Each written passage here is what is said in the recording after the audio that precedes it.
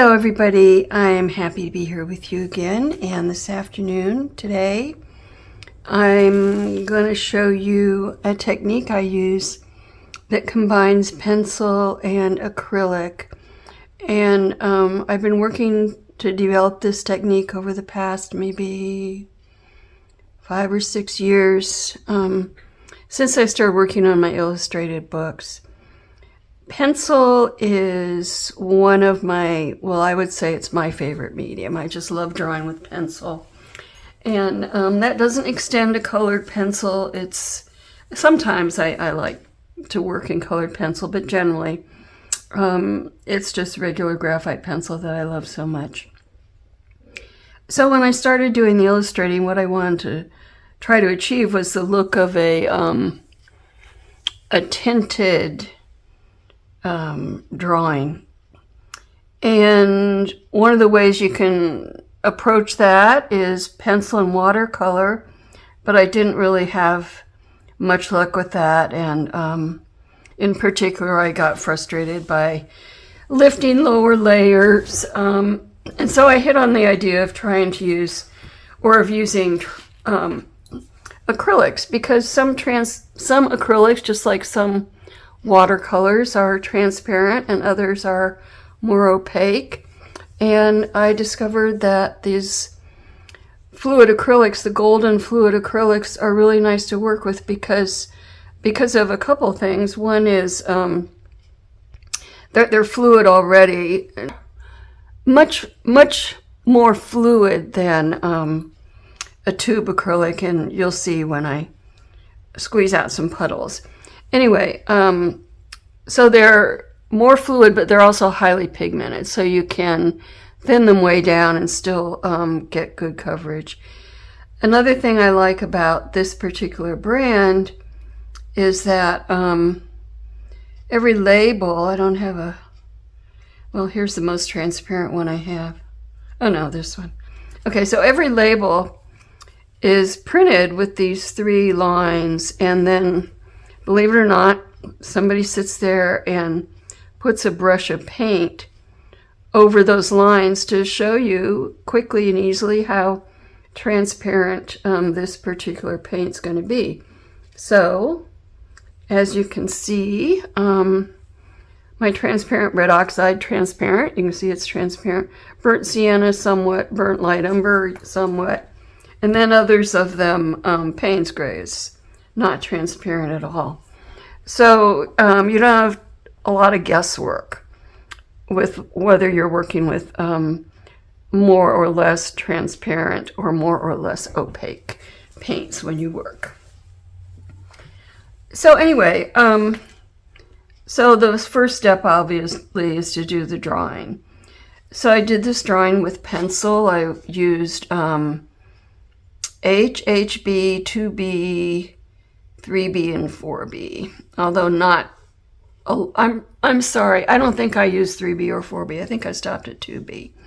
In any case, pencil drawing, and then I fixed the pencil with this workable fixative, a spray of this. And that's because the pencil, especially the darker pencils, the 2Bs and so on, up the scale, will smudge with water.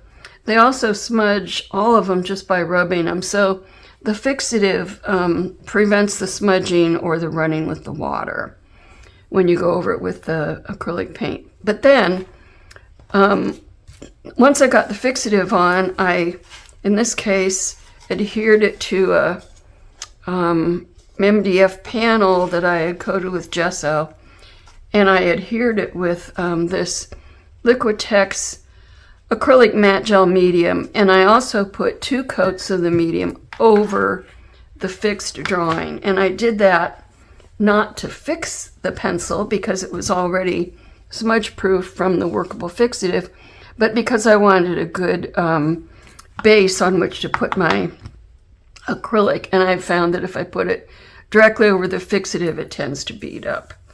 So here we are, ready to start with the paint. So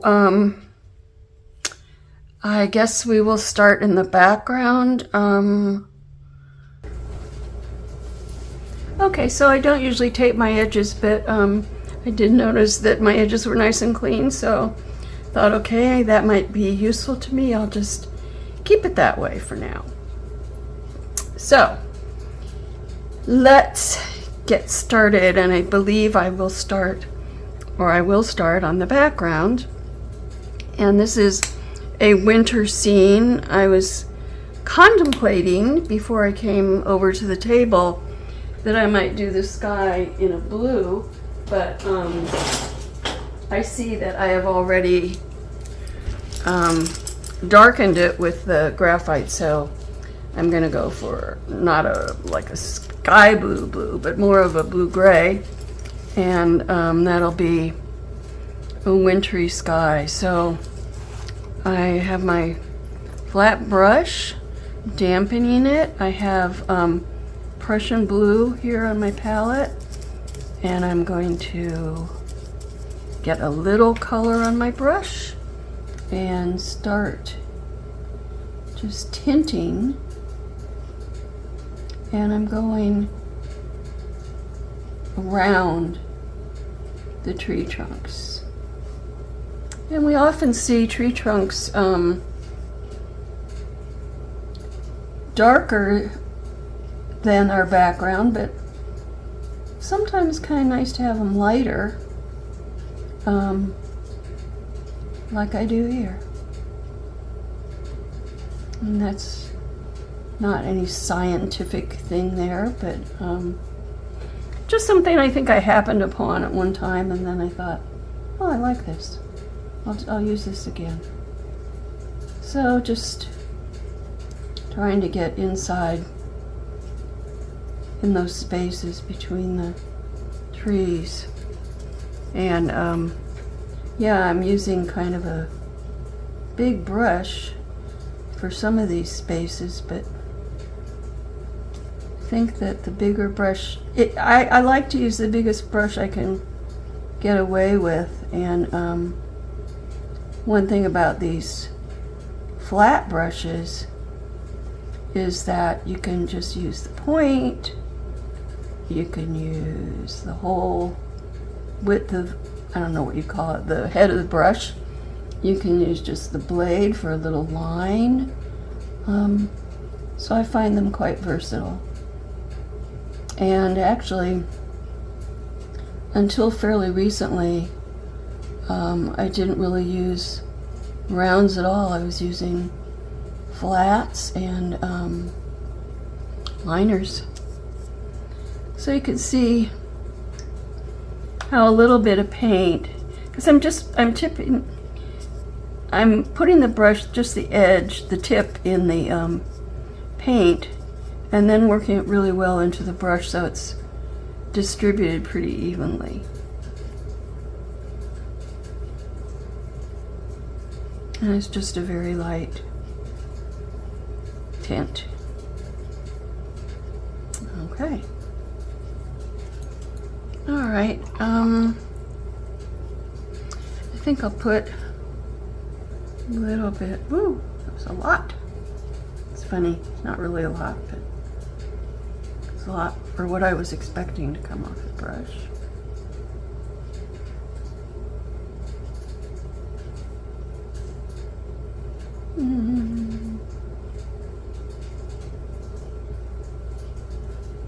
Okay. And then also, and the one thing to be really careful about is to not have a whole bunch of water in your brush. You know, like when you're painting with watercolor, you tend to have a lot of water in your brush if you want a very light load of paint. But with this, and you use the water to thin and lighten the paint. But with the acrylic, if you get the paint too thin, then it is not going to, it's not going to stick. So the way we deal with that problem, or way I deal with that problem, is I have just a little water in my brush, very little, and then a very little paint.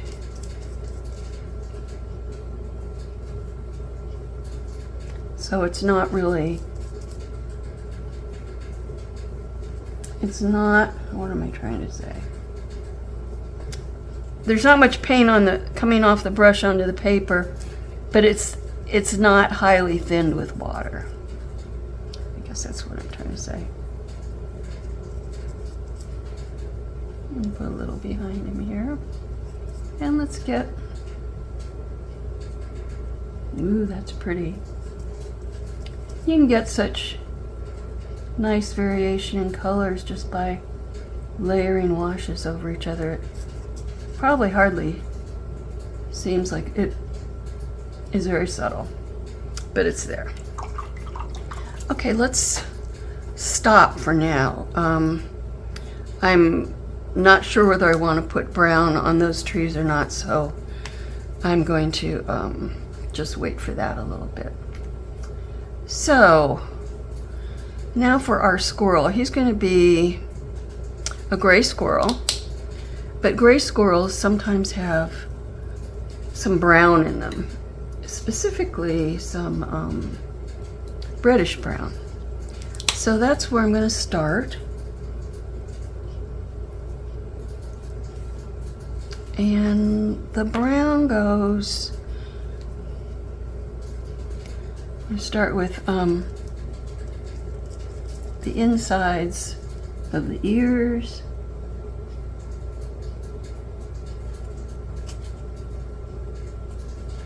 and the nose.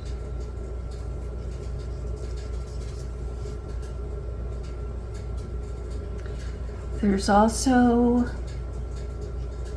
that color where the gray blends into the white fur.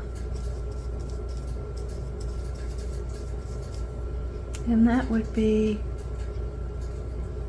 these edges here. Oh, let's see, where else? We'll leave it like that for the moment. Now to make my grays, I like to layer blue and brown. So the blue I'm going to use is the same as I used in the background. It's going to be Prussian blue.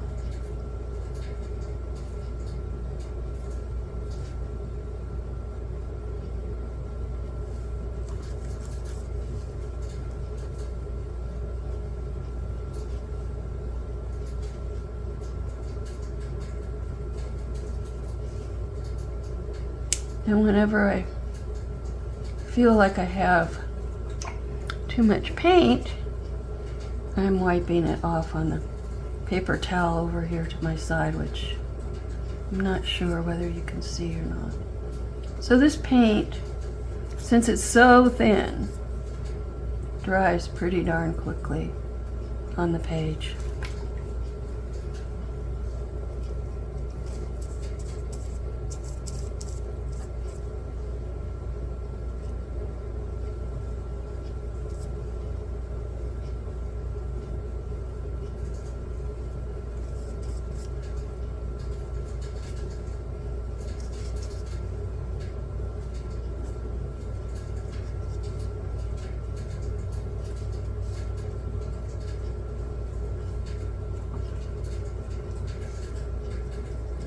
Looks real wintry. Sure is wintry out here today. It's December, what is it, 4th? So it's not really winter yet, but it's acting like it, feels like it.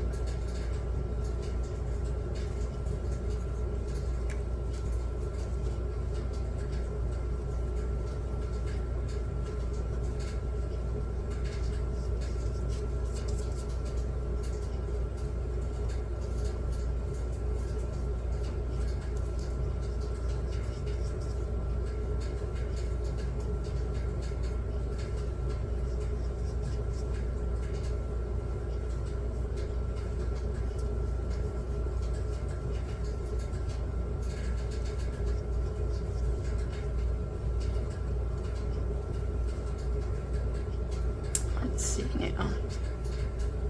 I think I'm gonna underpaint his paws with this transparent red oxide.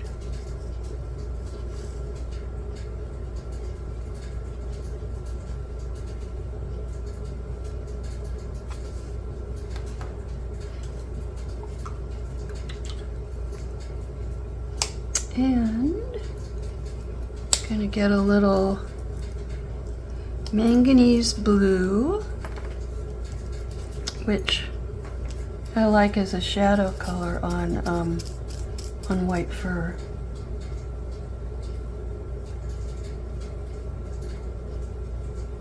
It somehow makes the white look whiter, I think.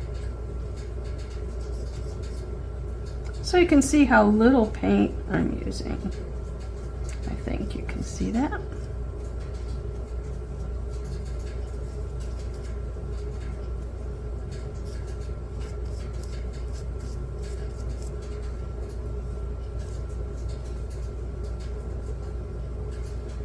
Okay,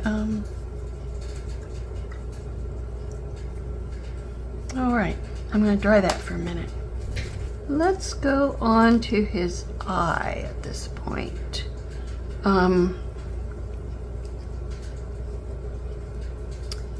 The eye brings him to life, I think. All right, let's see, come on. Oh, oh, oh, I've never done that. Never done that.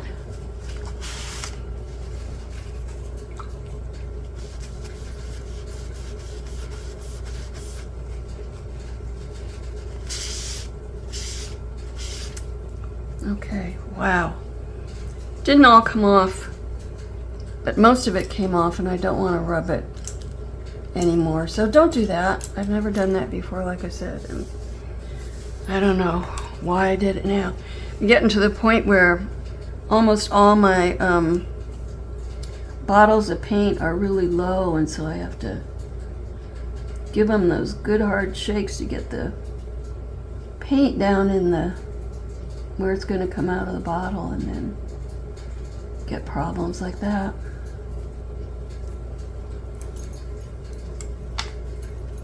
Yep.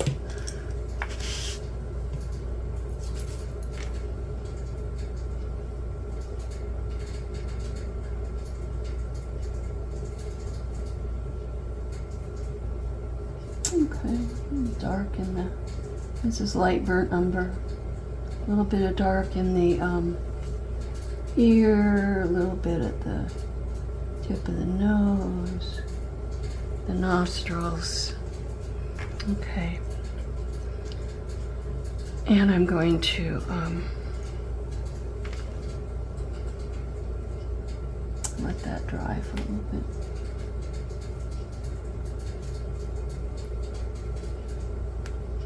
Trying to wipe out a secondary highlight there, but didn't work. Got water all over the place from dripping off the brush and the aftermath of the accident with the brown paint. All right. So now I'm going to go back with my flat brush again. I'm going to put some brown over the blue, which is going to tend to gray it down.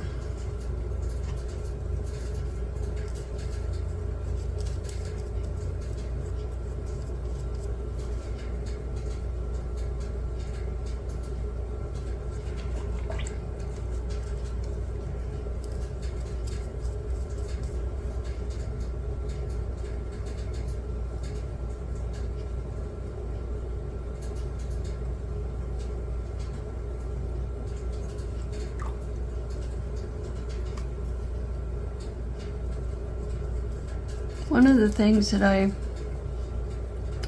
really like to have going with the pencil work is the texture in the fur.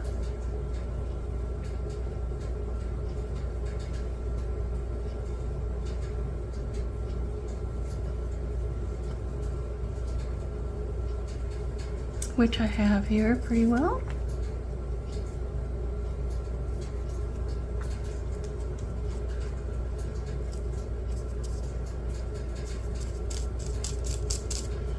painting like this requires a very light touch, and so it takes some getting used to, for sure.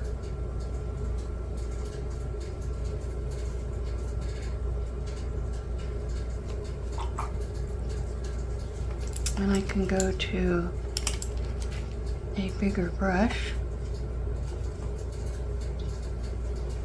Now, for whatever reason, down here on this arm, I did not put any blue.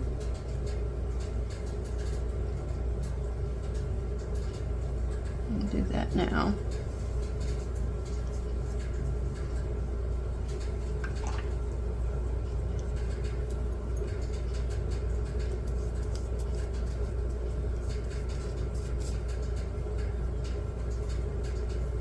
Brown to gray or blue. And this burnt sienna light's pretty warm brown, so it's not necessarily graying it as much as I want. I could use, and I will, I'll use raw sienna. Not raw sienna, raw umber. Because that is a cooler brown.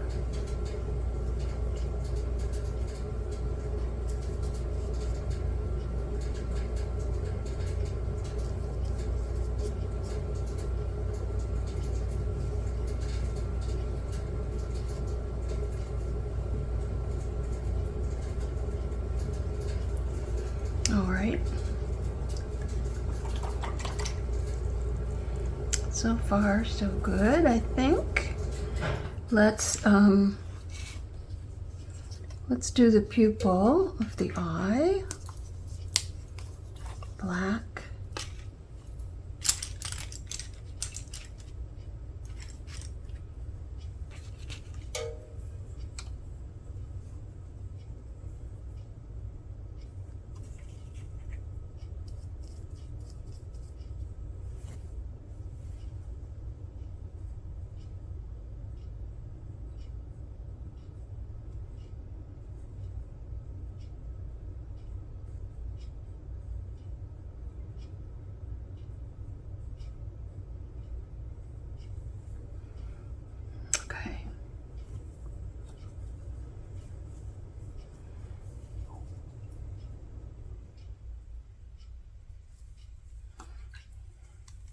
I pulled a little bit, just with a damp brush, I pulled a little bit of the, just a little black into that highlight because I didn't want the highlight to be totally that bright. I'll come back after a while.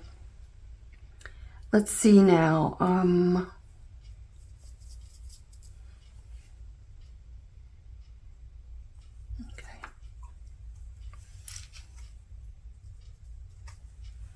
This is the brown again. All right.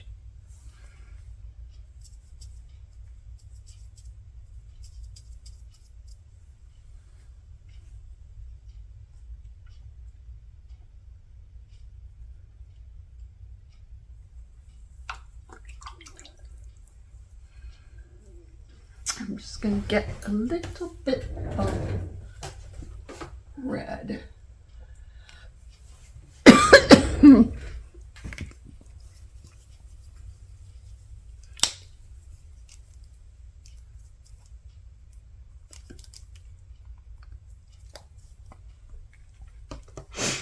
And put a teeny little bit in there. And maybe a little in there. But I'm going to wipe a lot of that out.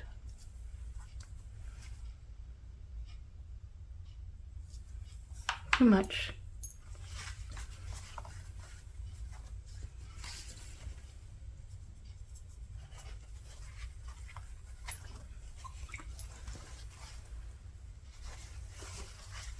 Okay, it's kind of still too much, but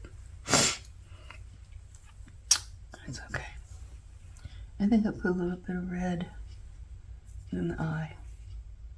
Tiny little bit. Okay. Now, get out a little bit of my raw umber, little bit.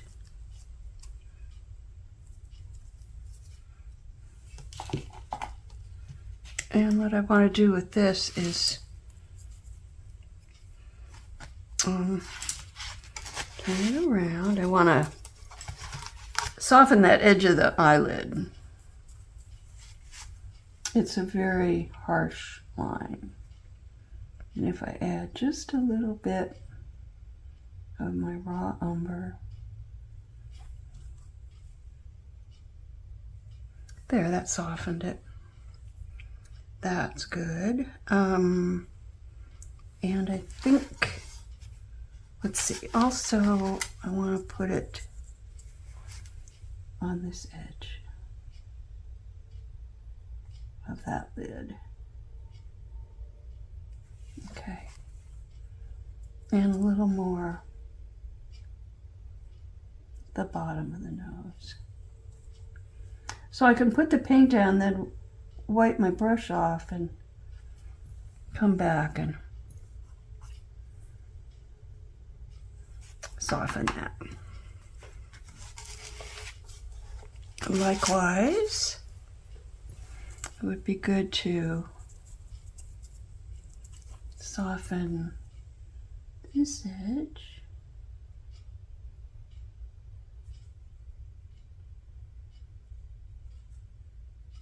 There. Okay, and there. All right. Starting to look like a gray squirrel.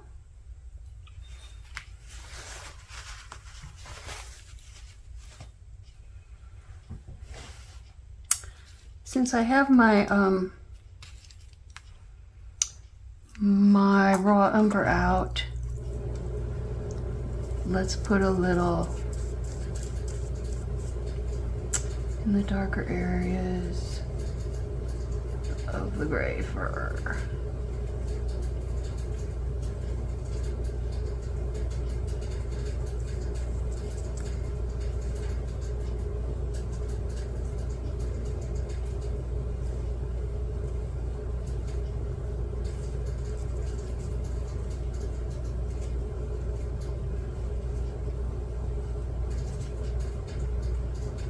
Using the chisel edge there on those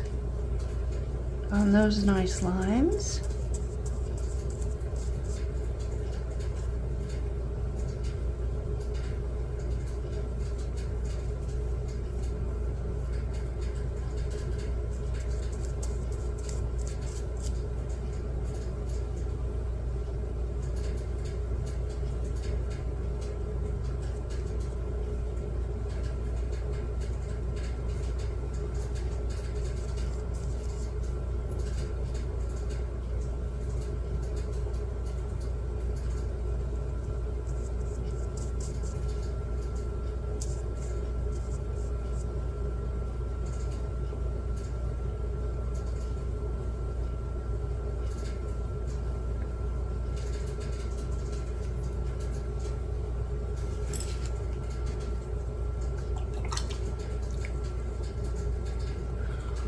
Let's work on the paws a little bit, although I'm in an awkward angle to do that, and paint's wet over there, so I don't want to put my hand there.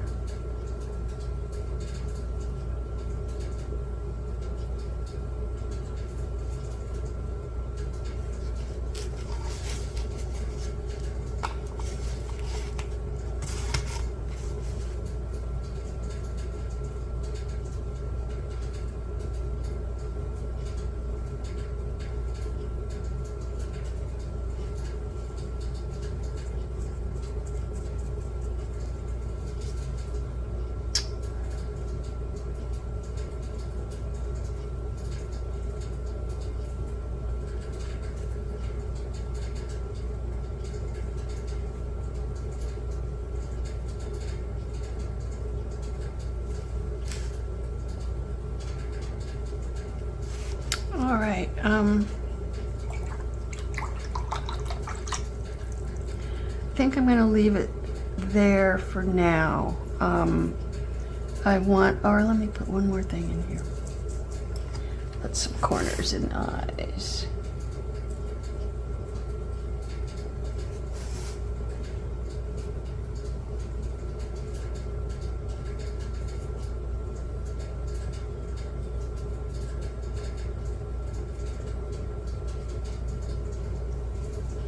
So you can see how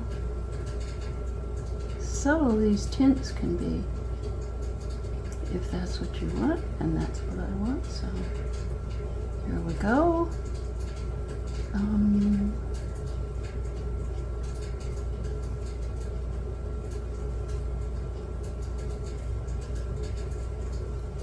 Cute little squirrel. Okay, yeah, we'll let it go at this point. And I'll take a break. I'm not sure how long, and I'll be back. Except I say one more thing. I'll cut the blue out.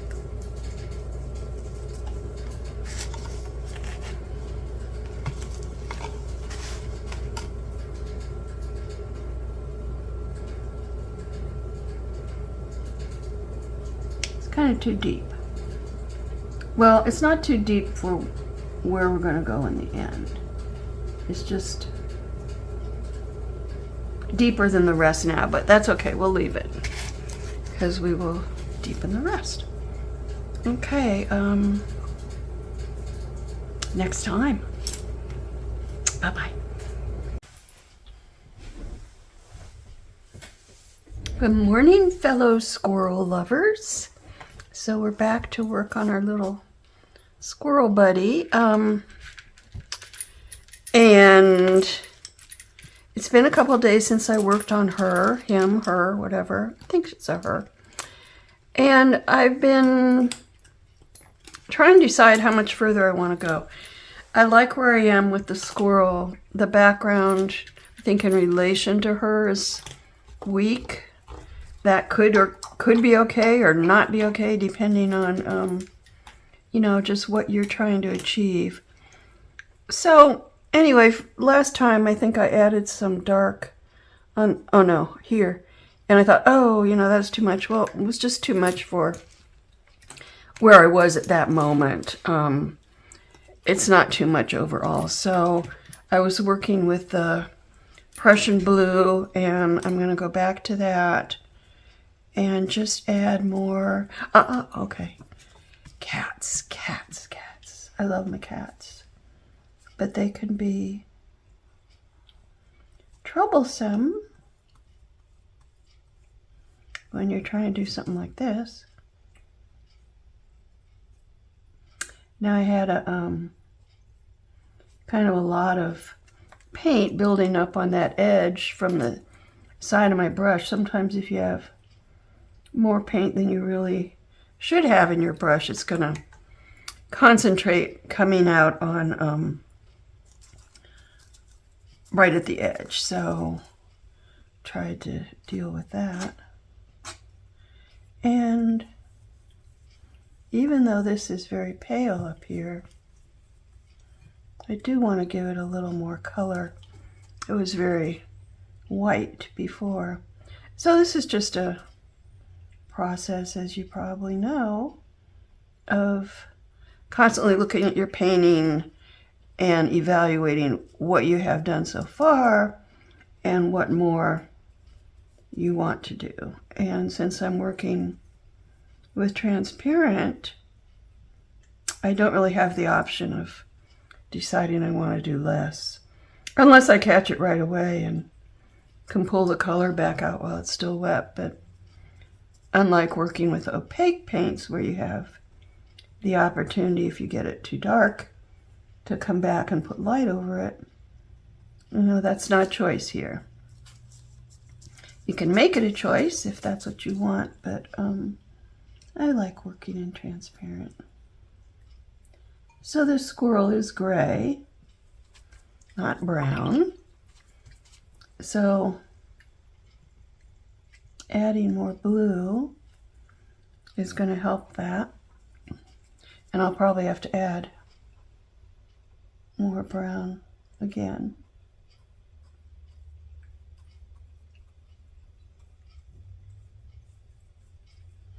Okay, she's getting more gray.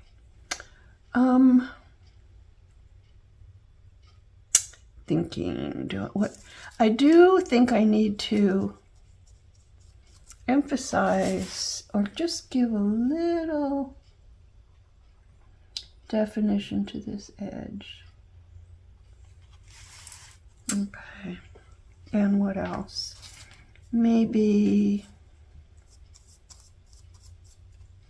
a little shadow. Didn't get it there. Little shadow under her cheek. And perhaps under here. And more there. All right, we didn't do a lot, but we did some. I think would like more up in the tail. I'm afraid that if I put more of the Prussian blue up there, it's just gonna fade into the background. So I'll try brown instead. Got my lighter, warmer brown here, the light burnt umber. And just to balance things off, let's warm up her head in this area here. Okay. It didn't make much difference, but it made some. Now, I have here Payne's Gray. Good kitty, Nikki, you didn't step in it. And I'm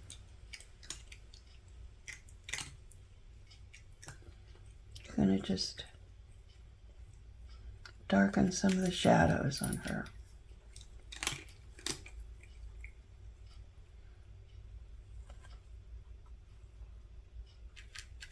And for the first layers, I was using the manganese blue for the shadows on the white fur. Okay,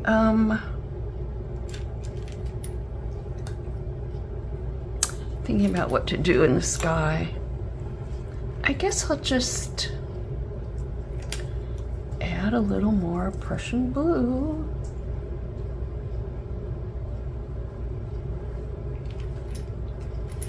Just right where we did it before.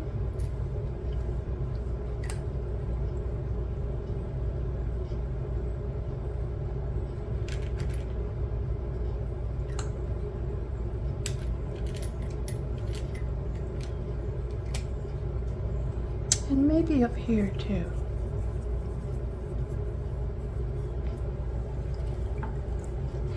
Nikki is getting old, getting real old.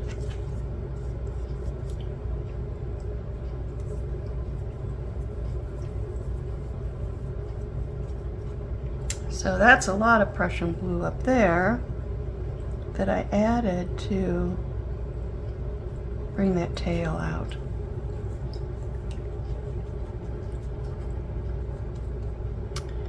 I think I'll add just a little bit at the bottom, behind her.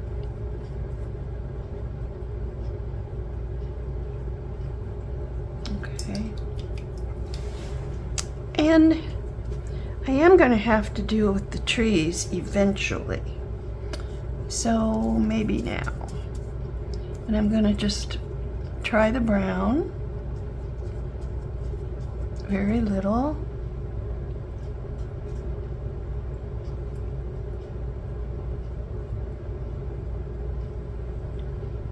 Very little, huh? I can hardly see that.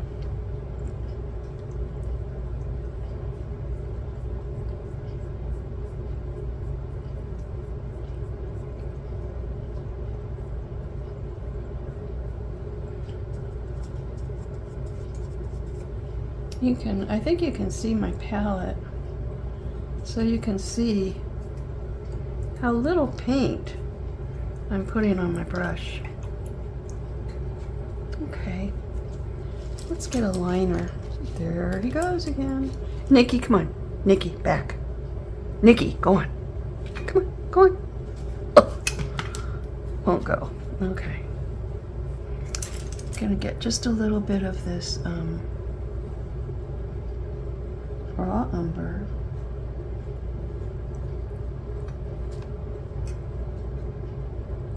My liner brush. Just adding a little color to some of these brambly bushes.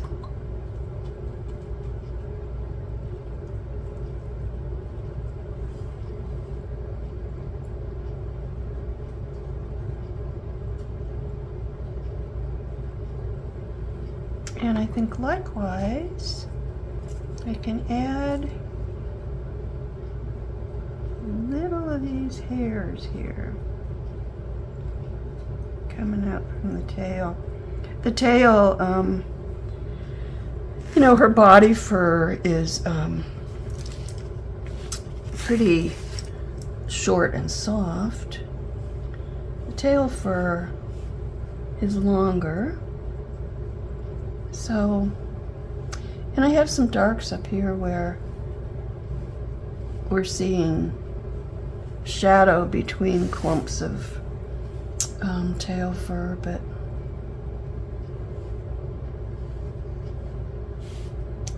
some actual individual hairs I think are going to help bring that tail out. That was not good.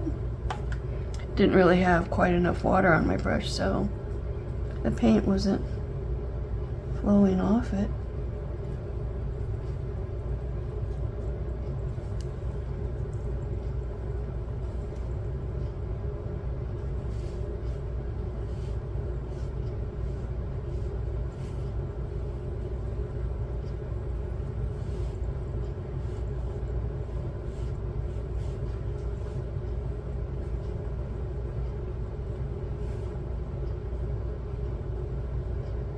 And you see,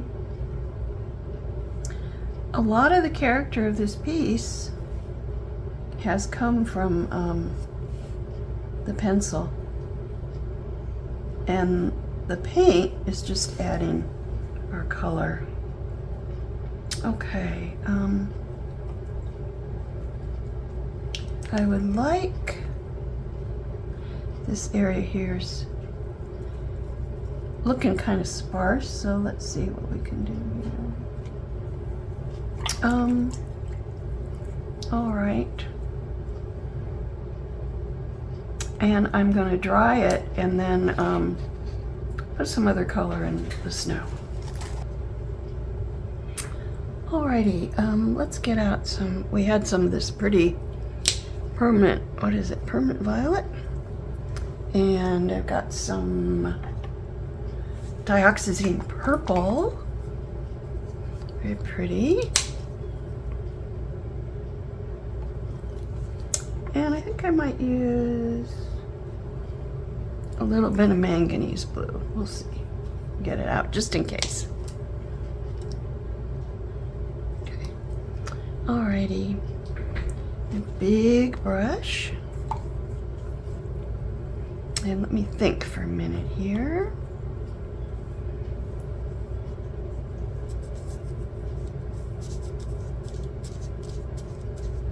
So I have this pretty, ooh.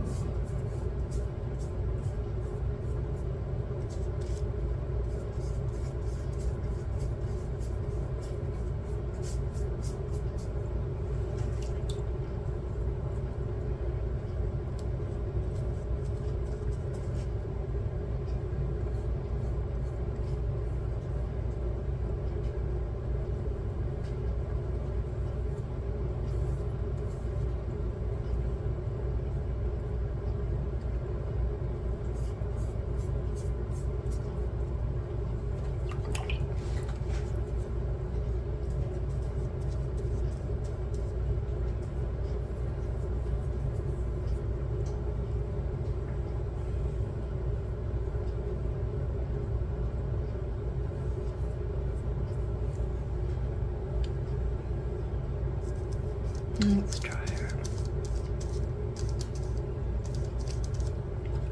Well, actually, I need to dry this again. Okay.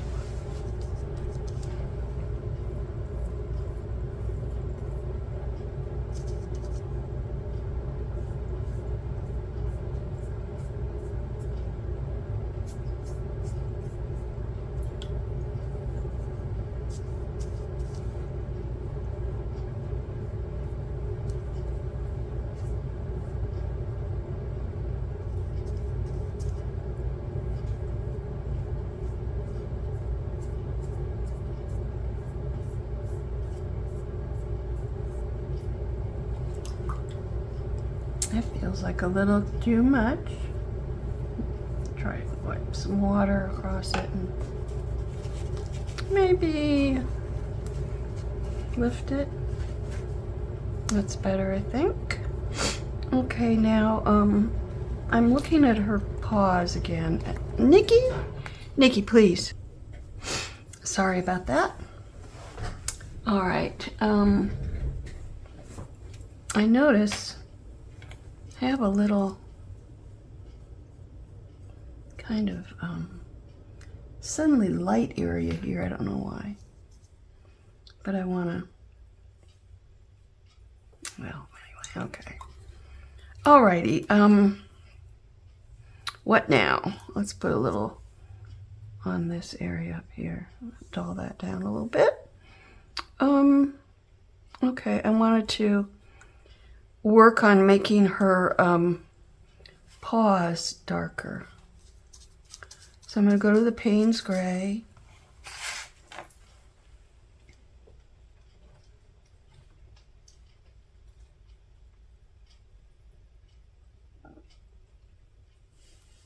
Shading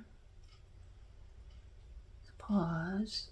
On a gray squirrel, my recollection is that the paws are almost black. So we'll get her headed in that direction.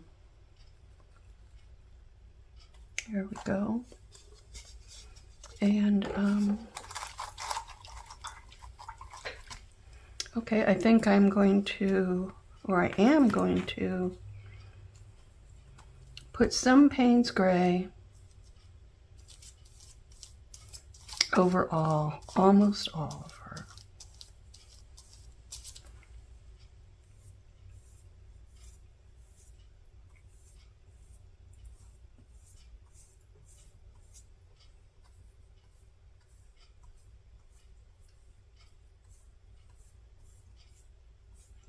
Okay, I think she looks more like a gray squirrel now. And in the process of things, this has gotten a little lighter than the rest. Okay, I'm pretty happy with her. It's tempting to keep going, but also it was tempting right in the beginning when we started today to not do anything else,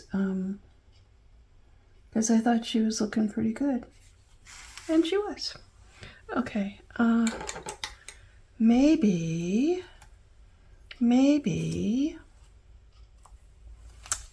we can tuck her behind this little bit of snow. And we would do that by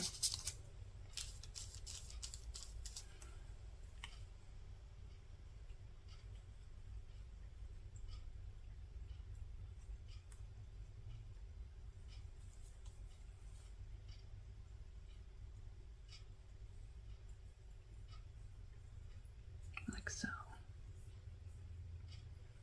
Okay, and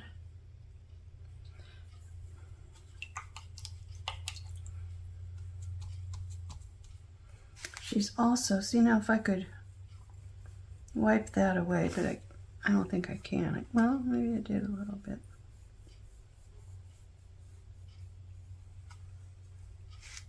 Yeah, I did.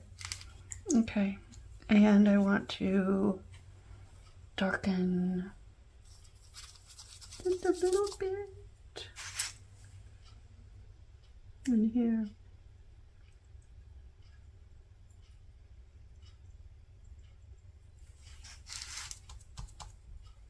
Okay.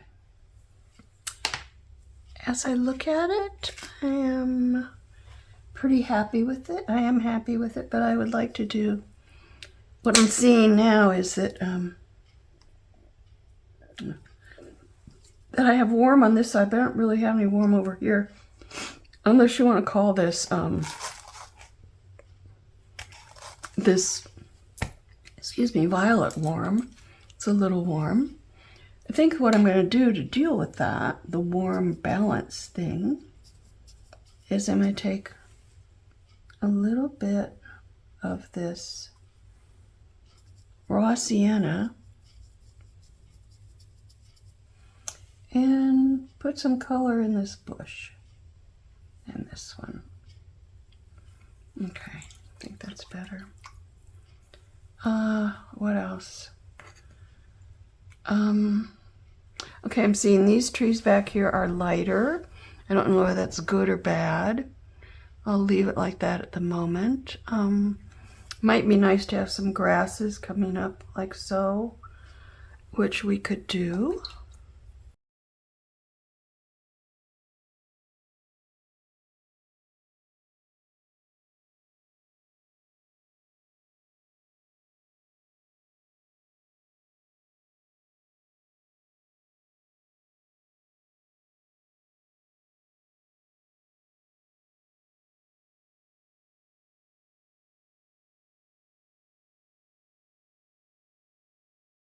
All right.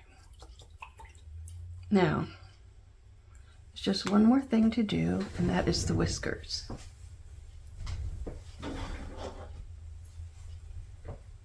And for that, I'm going to use very thin waterproof pen. I already have some in pencil. Squirrels have so many whiskers.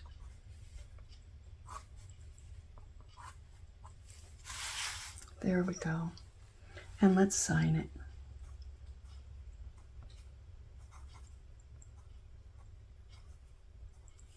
And date it. There are mixed opinions about dating pieces, but I like to do it if I remember, because I think it's nice to have a record of, you know, be able to see, well, this came first, then that came. Anyway, blah, blah. So much for the technique. So we started with a pencil drawing on paper. I adhered the paper to a piece of 1/4 inch medium density fiberboard, and I sealed the paper along with the drawing with workable fixative, and then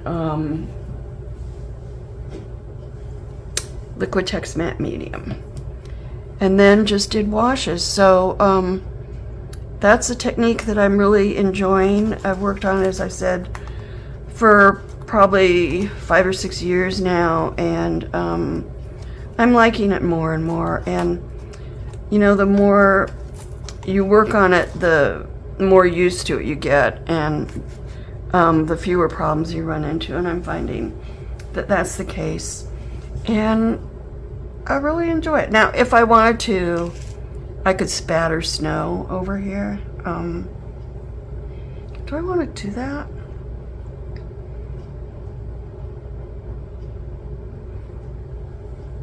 Why not? Okay, so I have got some white paint out. I'm gonna thin it down a little bit with some water. I'm using a liner brush, and that's way too much on there. I'm gonna get, so the thinner it is, the thinner the paint is. Let's see, let's try it here. Ooh, that's big. The thinner the paint is, the bigger the, now if nothing's coming off, the bigger the spatters are.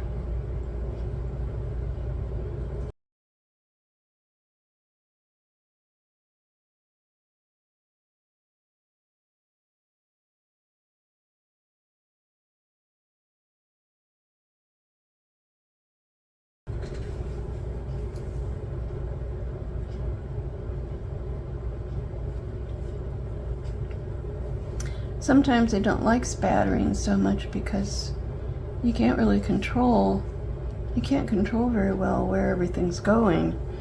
Whereas if you paint the individual dots, which is a giant pain, but still there's a benefit because you get better, more even distribution. So I'm just gonna proceed with this.